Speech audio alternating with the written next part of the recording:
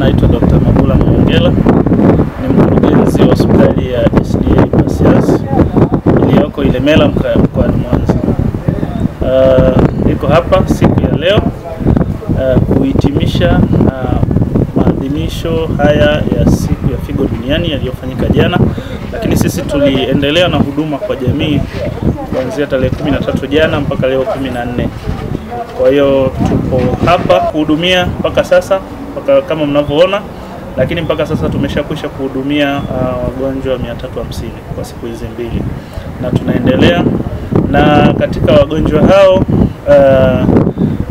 Katika hawa wagonjwa, kwa taarifa za awali, almost 25% wengi wana pressure, kwa maana ya kwamba katika idadi ya watu hao, lakini 5% mpaka sasa wamegundulika wakiwa na sukari.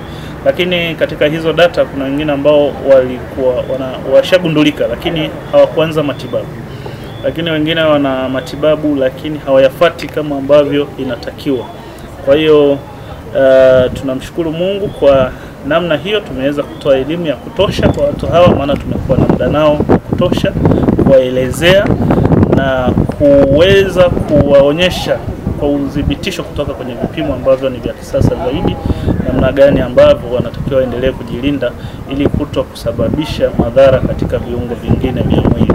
Kimsingi kuna vyanzo vingi vya shida ya figo, lakini sisi tumejikita zaidi katika vyanzo ambavyo vinasababishwa na vitu vingine, tunasema secondary cause, kwenye vinavyoleta shida ya figo, ambavyo hasa ni vinahusiana na magonjwa yale yasiyoambukiza. Kwa mfano, tunaelewa kwamba 2 ya 3 ya shida hizo za figo zinaletwa na magonjwa ya kisukari pamoja na pressure ya kupanda au hypertension.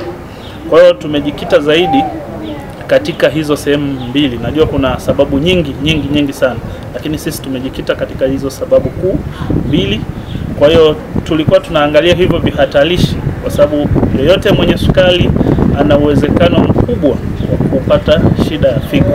Yeyote mwenye pressure ya kupanda, hypertension, ana uwezekano mkubwa zaidi wa kupata shida ya figo, ambavyo zinaweza zikafeli kabisa na kumsababishia pengine umauti. Tulikuwa tumejikita kwenye pressure, na wengi ambao tumewaona hiyo 25%, kwa maana ya kwamba kati ya wagonjwa wale 350 takribani wagonjwa 70 mpaka 80 tumegundua kwamba wana hiyo shida. Kwa hiyo tatizo ni kubwa. Kwa hiyo ukiangalia ratio hiyo ni kama kwenye wagonjwa 300 wagonjwa 80 ni wengi sana. Wagonjwa 80 ni wengi, na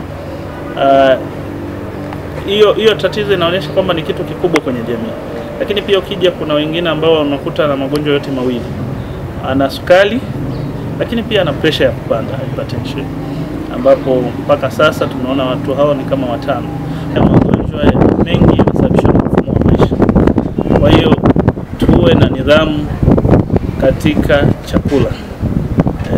Hakika tuwe na nidhamu katika chakula, hasa wale watu ambao wanaanza kuwa na umri wa kuanzia miaka 40, basi tuwe na nidhamu kubwa sana katika chakula.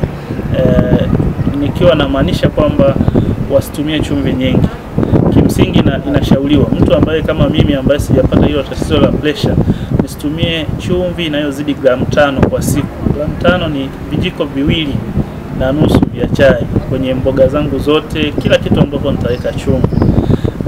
Mwenye hiyo shida asizidishe gramu 2, maana kijiko kimoja. Kwa hiyo tuwe na nidhamu, tuwe na nidhamu na chakula. Lakini pia tuwe na nidhamu na vyakula vya wanga, tule vyakula ambavyo ni vya mboga kwa wingi, matunda kwa wingi, jamii ya kunde kwa wingi, na basi tunakula na wanga lakini kwa uchache zaidi. Angalau 2 ya 3 ya mlo wako iwe vyakula hivyo vitatu, alafu wanga basi inaweza ikawa kwenye chakula hicho kilichobaki. Lakini pia kwa wale ambao ni walevi pia wapunguze, wanaovuta sigara waache, lakini pia mazoezi,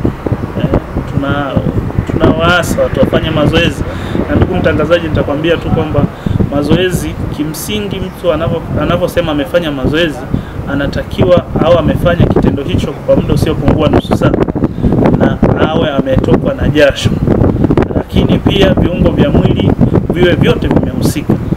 Kutembea kwa kawaida na kwa mazoezi kuna tofautiana, lakini angalau ufanye mazoezi angalau siku 3 mpaka 5 kwa wiki.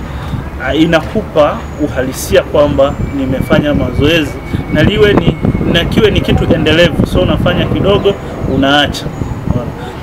Hata leo tunaona mtu ana zaidi ya kilo 25 kwenye ile uzito wake wa kawaida.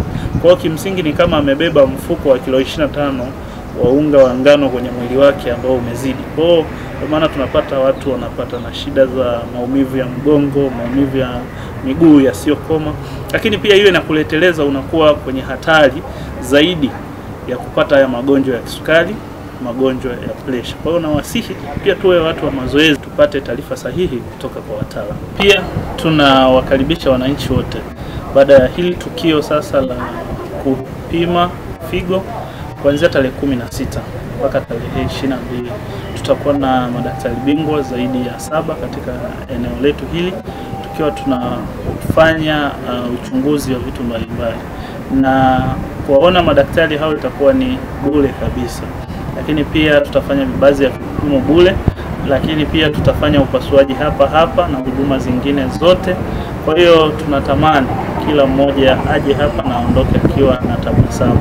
Kwa hiyo nichukue nafasi hii kukaribisha wote kwa aina zote. Tutakuwa na madaktari wa watoto, wa mifupa, upasuaji wa njia ya mkojo, lakini pia mambo ya uzazi wa watoto wengine. Wote tunawakaribisha ili shida zenu ziweze kutatuliwa.